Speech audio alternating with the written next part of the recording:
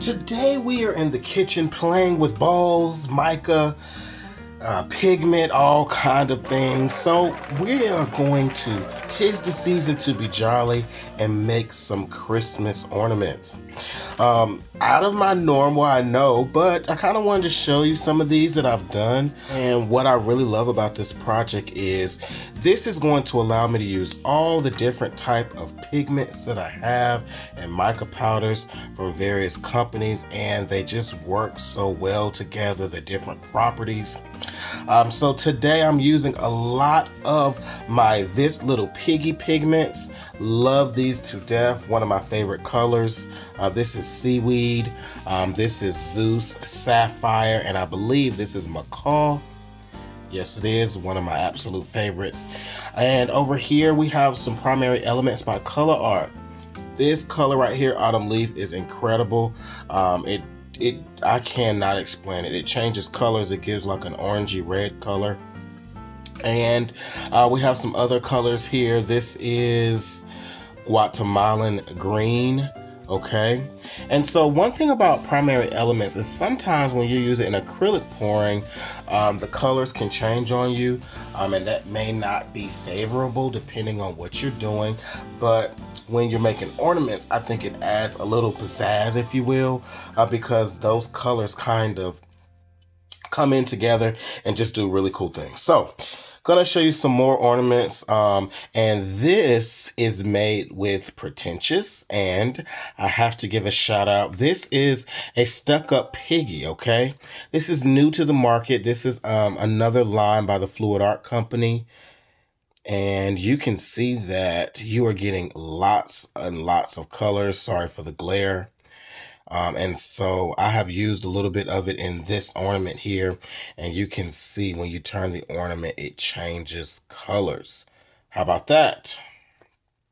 So I'm going to go through my products and kind of show you some hits and misses and what happened, so you can make some ornaments and decorate your tree to be jolly. Okay, let's get started.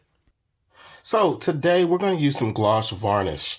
This is going to be our key ingredient to get our pigments and micas to stick to the inside of our ornaments here. So I bought these from Michael's. They're pretty cheap. Got them on a 60% off sale. So we're going to have our polyacrylic gel gloss medium. Any other gloss medium is going to work. You want it to be rather thin.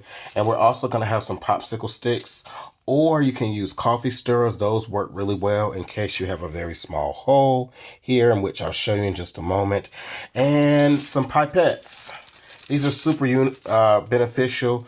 I know these are used for hair, but today we're using it for mica. So we're going to scoop our clear acrylic here, or excuse me, our clear gloss, and it just makes life so much easier and a little less messy.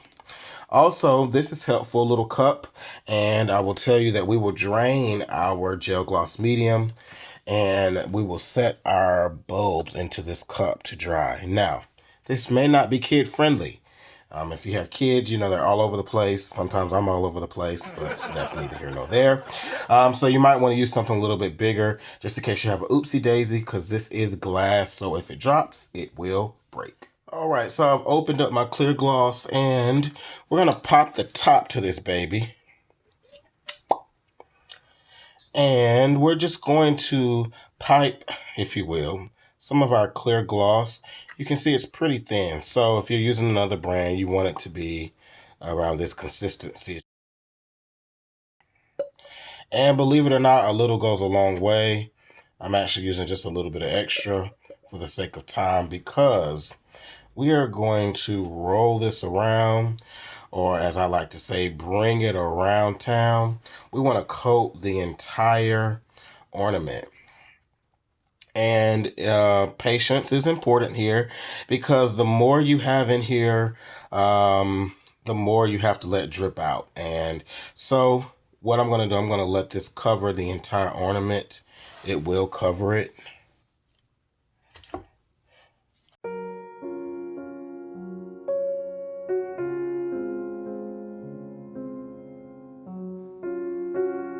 And once it is coated, we can shake it back into our container, but it's easier just to put it in our cup and let gravity do its thing.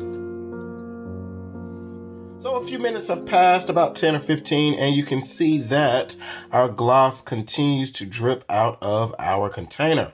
So this should be pretty good. Another couple drips here, and we will be able to start coating the inside. As you can see, I'm making a set here, and so I kind of have a theme going.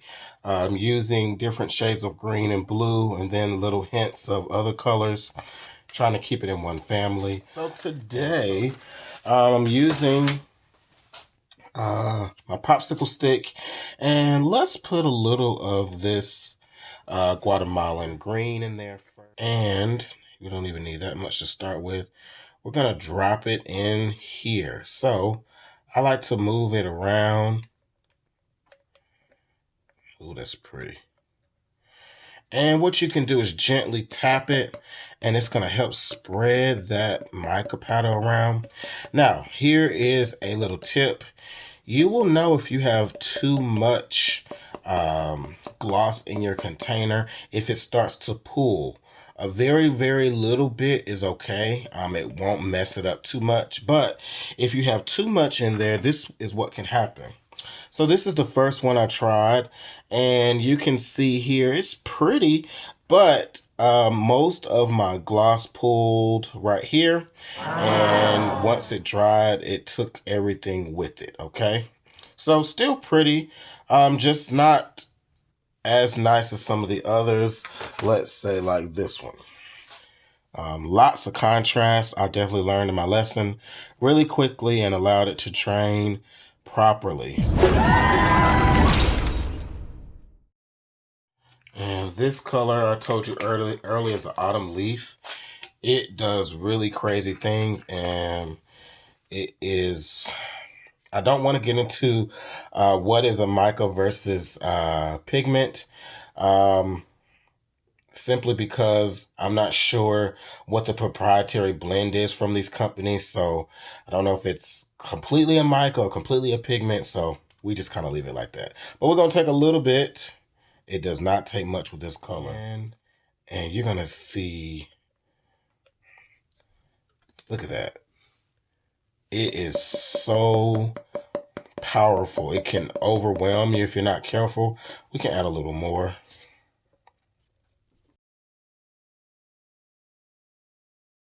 You can see I have a little bit of excess, so it's kind of running down, and that's actually really pretty.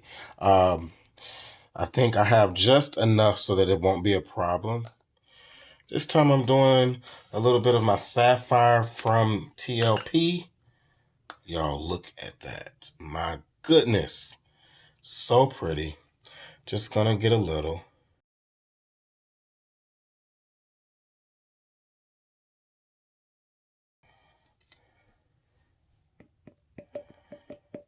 And so far, it's really pretty.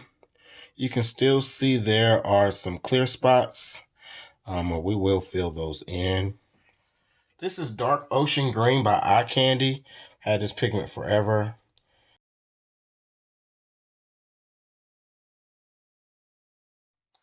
I have some gold. Not sure what company this is from, but it is so cool, so pretty.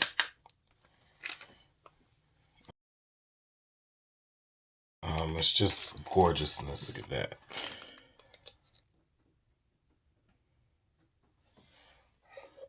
And I'm gonna take this in and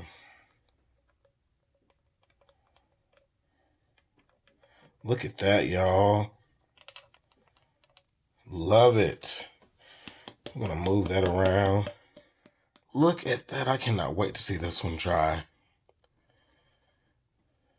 So at this point, I like to turn my bulbs and lightly tap to see if anything is coming out, in which there is some gold powder coming out. That's fine. With your top, don't put this on yet. You want to let it dry first, then put it on. It keeps this nice and clean for you. And I just set it and let it dry. Now, I will tell you that a lot of times it's going to look different once it dries. Some of this will darken, some will brighten. It just kind of does its own thing. But I do think that this one will dry pretty well.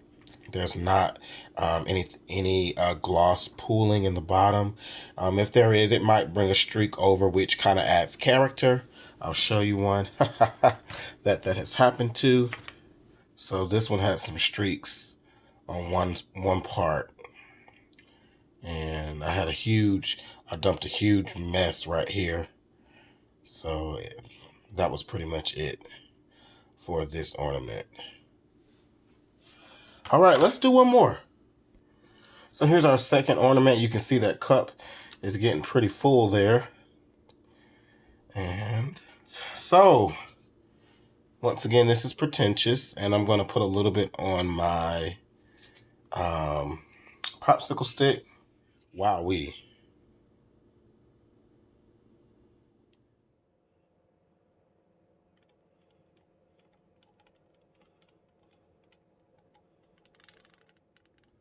Check out the color changes. Okay, so we're going to kind of move that around. Got a little ring going here. That's pretty cool. And this time I'm going to add another element. This is called gum arabic. And this is it's a binder, or some type of binder, but it helps to create cool effects. So I generally put this in first. I forgot, but it's not too late. So we're just going to take a little bit of this. You can get it from Amazon. I think I will try and link a link in the bio for this video. If I don't, hit me up in the comments and I can definitely send it to you.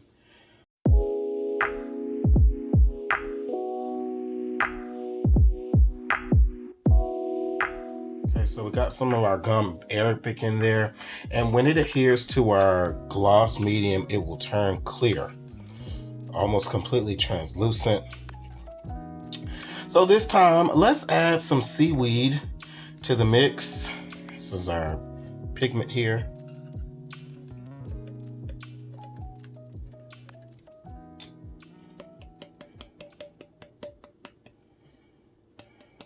And you can just see, look at that gorgeousness. I don't think that's a word, but we just made it a word today. So the gold goes a long way.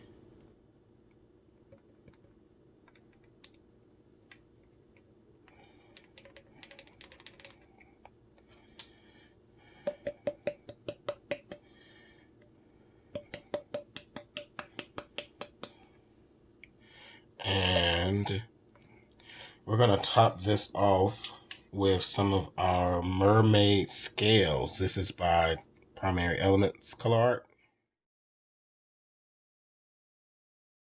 So I'm putting a lot in.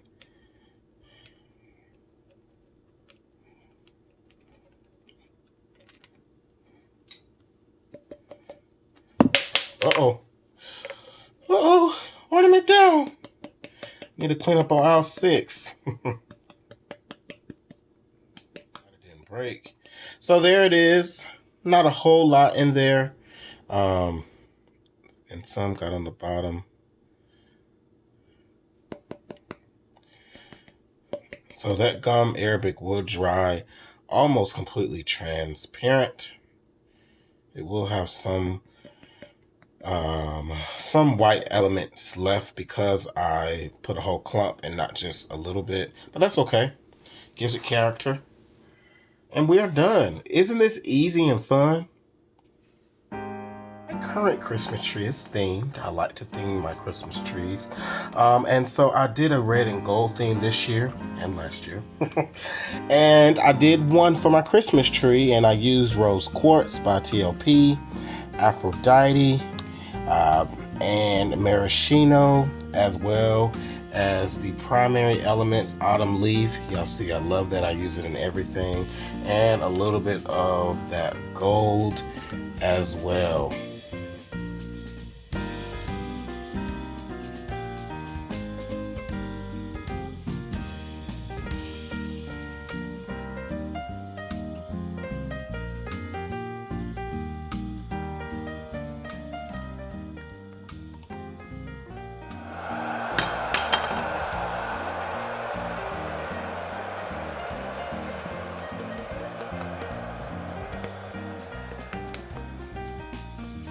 And here's the ornament that I made for my tree. It's not dry yet, so it will change, but I like it. And don't know how those specks of green got in there. That came from that autumn leaf. But yeah. So I told y'all I like to theme everything out for Christmas. So this is indeed my Christmas tree. Let me get it in frame. Sorry for the glare, but you can see my little thing. I have a slim flock tree. And this is just kind of what I enjoy doing in the holiday season. Got my little Santa there. Here's an ornament I made last year. I did a bloom. Isn't that gorgeous? Yeah, I decorate the whole tree, even the back side. And so I just kind of have some unique ornaments here and there, and some standard ones.